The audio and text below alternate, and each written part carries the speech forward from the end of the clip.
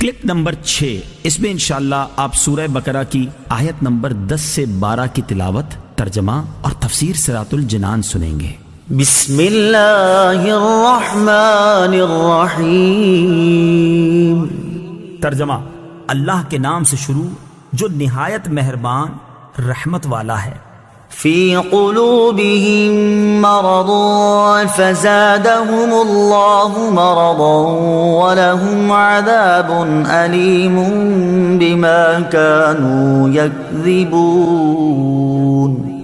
ترجمہ: ان کے دلوں میں بیماری ہے تو اللہ نے ان کی بیماری میں اور اضافہ کر دیا، اور ان کے لیے ان کے جھوٹ بولنے کی وجہ سے دردناک عذاب ہے۔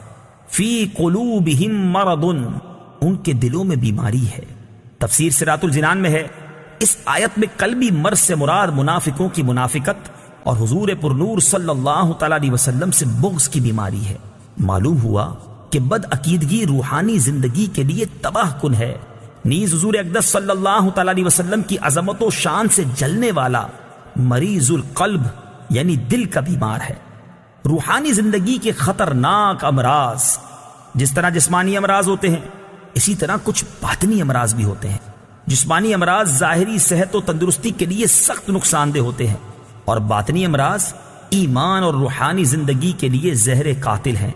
ان باطنی امراض میں سب سے بدتر تو عقیدے کی خرابی کا مرض ہے، اور اس کے علاوہ تکبر، حسد، کینہ اور ریاکاری وغیرہ بھی انتہائی برے مرض ہیں۔ ہر مسلمان کو چاہیے کہ باطنی امراض سے متعلق معلومات حاصل کر کے ان سے نجات حاصل کرنے کی کوشش کرے، اور اس کے لیے بطور خاص امام غزالی علیہ رحمت اللہ الوالی کی مشہور کتاب احیاء العلوم کی 3 جلد کا مطالعہ بہت مفید ہے۔ فزادہم اللہ مرضا، تو اللہ نے ان کی بیماری میں اور اضافہ کر دیا۔ تفسیر صراط الجنان میں ہے، مفسرین نے اس اضافے کی مختلف صورتیں بیان کی ہیں۔ ان میں سے 3 صورتیں عرض کرتا ہوں۔ نمبر 1، ریاست چھن جانے کی وجہ سے منافقوں کو بہت قلبی رنج پہنچا، اور وہ دن بدن حضور پرنور صلی اللہ تعالیٰ علیہ وسلم کی ثابت قدمی اور غلبہ دیکھ کر حسد کی آگ میں جلنے لگے۔ تو جتنا نبی اکرم صلی اللہ تعالیٰ علیہ وسلم کا غلبہ ہوتا گیا اور آپ صلی اللہ تعالیٰ علیہ وسلم لوگوں میں مقبول ہوتے گئے، اتنا ہی اللہ تعالیٰ نے منافقوں کے رنج و غم میں اضافہ کر دیا۔ نمبر 2، منافقوں کے دل کفر، بد عقیدگی اور نبی کریم صلی اللہ تعالیٰ علیہ وسلم سے عداوت و دشمنی سے بھرے ہوئے تھے۔ اللہ تعالیٰ نے ان کی ان چیزوں میں اس طرح اضافہ کر دیا کہ ان کے دلوں پر مہر لگا دی تاکہ کوئی واعظ و نصیحت ان پر اثر انداز نہ ہو سکے۔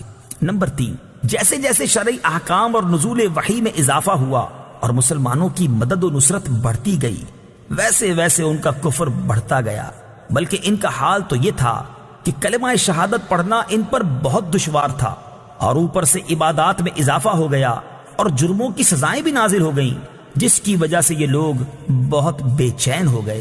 وَلَهُمْ عَذَابٌ أَلِيمٌ بِمَا كَانُوا يَكْذِبُونَ، اور ان کے لیے ان کے جھوٹ بولنے کی وجہ سے دردناک عذاب ہے، یعنی اللہ تعالیٰ اور آخرت پر ایمان لانے کا جھوٹا دعویٰ کرنے کی وجہ سے ان کے لیے جہنم کا دردناک عذاب ہے۔ وَإِذَا قِيلَ لَهُمْ لَا تُفْسِدُوا فِي الْأَرْضِ قَالُوا إِنَّمَا نَحْنُ مُصْلِحُونَ أَلَا إِنَّهُمْ هُمُ الْمُفْسِدُونَ وَلَكِنْ لَا يَشْعُرُونَ۔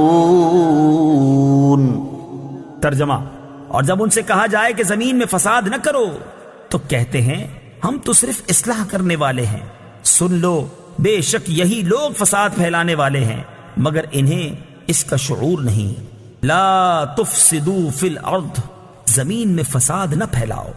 تفسیر صراط الجنان میں ہے، اس آیت اور اس کے بعد والی آیت میں ارشاد فرمایا کہ جب ایمان والوں کی طرف سے ان منافقوں کو کہا جائے کہ باطن میں کفر رکھ کر اور صحیح ایمان لانے میں پسو پیش کر کے زمین میں فساد نہ کرو، تو وہ کہتے ہیں کہ تم ہمیں اس طرح نہ کہو، کیونکہ ہمارا مقصد تو صرف اصلاح کرنا ہے۔